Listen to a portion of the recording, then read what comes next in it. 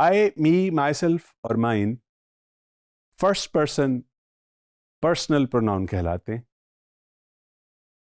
First person आपको बता चुका हूं क्या होता है, मैं और हम। मैं और हम फर्स्ट पर्सन, इंग्लिश में आई और वी, इनको हम इस्तेमाल करते हैं। अब आई और वी, आई सिंगुलर के लिए, और अगर एक से ज़्यादा हो, प्लूरल हो, तो फिर हम वी कहते हैं। जैसे मैं अकेला कहूँगा तो मैं कहूँगा आई एम अ टीचर, और अगर हम बहुत से टीचर बैठे होंगे तो कहेंगे we are teachers. You are right. तो ये पर्सनल प्रोनाउंस।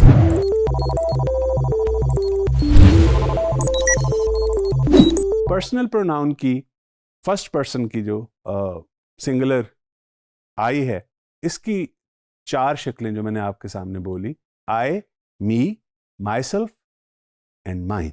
ये चारों इसके केसेस भी कह सकते हैं आप इनको, इनकी शक्लें भी कह सकते हैं, वेरिएशंस हैं फर्स्ट पर्सन प्रोनाउन की। ये कहाँ कहाँ पे इस्तेमाल होती हैं, अभी हम ये सीख लेते हैं। देखिए, जब कोई सेंटेंस बनाते हैं हम, तो उसमें एक पोजीशन होती है सब्जेक्ट की, और उसके बाद उसका वर्ब होता है। वो वर्ब बताता है कि करने वाला कौन है। तो अगर डूअर ऑफ द एक्शन हो तो सब्जेक्ट की जो पोजीशन है उसमें आई इस्तेमाल किया जाएगा। मैंने खत लिखा, आई रोट अ लेटर। मैंने खाना पकाया, आई मेड माई फूड। ये दोनों सब्जेक्ट की पोजीशन। ऑब्जेक्ट की पोजीशन क्या होती है? ऑब्जेक्ट पहले सबसे पहले पता होना चाहिए क्या होता है। वो चीज जिसके ऊपर एक्शन परफॉर्म किया जाए। जैसे मैं कहूं I wrote a letter. I wrote a letter में लिखने का अमल किस पे हुआ? लेटर पे हुआ। एक्शन परफॉर्म राइटिंग का किसके ऊपर हुआ? लेटर के ऊपर हुआ। Letter is the object. अच्छा, इसी तरह कोई मुझे बुलाए तो मैं कहूंगा उसने मुझे बुलाया। उर्दू में भी मैं और मुझे है, तो वो मुझे जो है इंग्लिश में मी हो जाता। He called me. और ये कौन सी पोजीशन है, याद है? हाँ, ऑब्जेक्ट की पोजीशन, जो वर्ब के बाद आता है। तो ऑब्जेक्ट की पोजीशन आई की शक्ल क्या है? मी। और फिर तीसरी फॉर्म जिसे हम कहते हैं एम्फेटिक या रिफ्लेक्सिव फॉर्म, वो क्या है? वो माई सेल्फ। My self. अब मैंने 2 लफ्ज बोले, रिफ्लेक्सिव और एम्फेटिक। शक्ल एक ही है लेकिन इस्तेमाल फर्क है। कैसे फर्क है? एम्फेटिक क्या होता है, रिफ्लेक्सिव क्या होता है? एम्फेटिक लफ्ज एम्फेसाइज से निकला है, वर्ब है। एम्फेसाइज का मतलब है कोई चीज जोर दे के कहना। तो जब मैंने एम्फेटिक होना हो, मैंने कोई बात जोर दे के बतानी हो, तो फिर मैं माई सेल्फ यूज कर सकता हूँ। मसलन मैंने कहना हो कि मैंने खालिद को बुलाया, लेकिन मैं आई कॉल्ड खालिद, लेकिन मैं ये कहना चाहूँ कि मैंने खुद खालिद को बुलाया, तो मैं क्या कहूँगा? I called Khalid my self. ये कौन सी पोजीशन है? एम्फेटिक। अच्छा, दूसरा इसके साथ जुड़ा हुआ लफ्ज क्या है? रिफ्लेक्सिव। रिफ्लेक्सिव क्या है? रिफ्लेक्ट से निकला है। रिफ्लेक्ट करना पता है ना, जो चीज रिफ्लेक्ट करती है। मसलन मिरर के सामने आप खड़े हो, सुबह सुबह टाई शाई लगा के कॉलेज जाने के लिए, काम जाने के लिए तैयार हो रहे हैं, तो आप रिफ्लेक्ट होते हैं, आपकी शक्ल रिफ्लेक्ट होती है मिरर से। ऐसा ही है ना?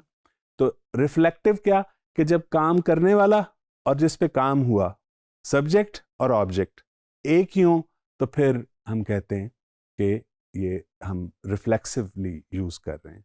मिसाल के तौर पे, मैं अपनी उंगली, एप्पल काट रहा था, मेरी उंगली कट गई, मैंने खुद काट ली।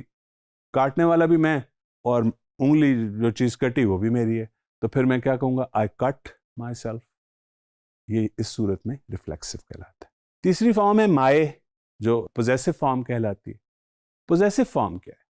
पोजेसिव लफ्ज पोजेशन से निकला। पोजेशन का मतलब है मिल्कियत, टू ओन समथिंग, किसी चीज का आपके पास होना। जैसे आपके पास आपका पेन है, लिख रहे हैं ना, नोट कर रहे हैं, हाँ, माई पेन। ठीक है, तो क्या कह सकते हैं? दिस इज माई पेन, या कह सकते हैं दिस पेन इज माइन। ठीक है, इसके बाद आप कह सकते हैं this is my house, this house is mine.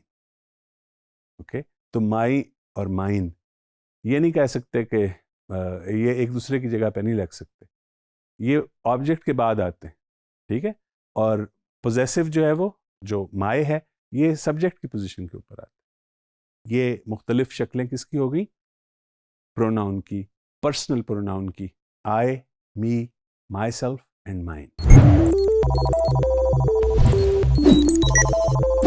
कुछ एग्जाम्पल्स हैं जिसमें मुख्तलिफ फॉर्म्स, यही जो भी हमने डिस्कस किए हैं चारों के चारों, वो आपके साथ हम स्लाइड शेयर करते हैं।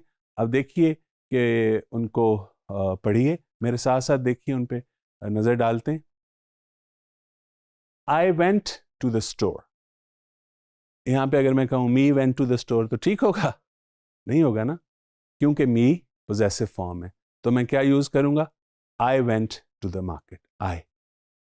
दूसरा सेंटेंस है I myself saw him doing it. मैंने खुद उसे ये काम करते हुए देखा। I myself saw him doing it. अब यहाँ पे माई सेल्फ जोर देने के लिए।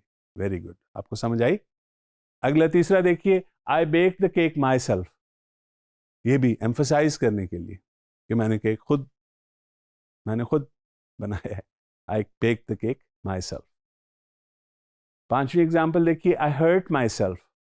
जैसे मैंने कहा था ना आई कट माई सेल्फ, इसी तरह आई हर्ट माई सेल्फ। क्या हो रहा है? करने वाला भी मैं हूं और मुझे पे एक्शन भी हो रहा है, लिहाजा ये रिफ्लेक्सिव है। यहाँ पे उसकी रिफ्लेक्सिव फॉर्म है। इससे अगली एग्जाम्पल देखिए, गिव मी द लेटर।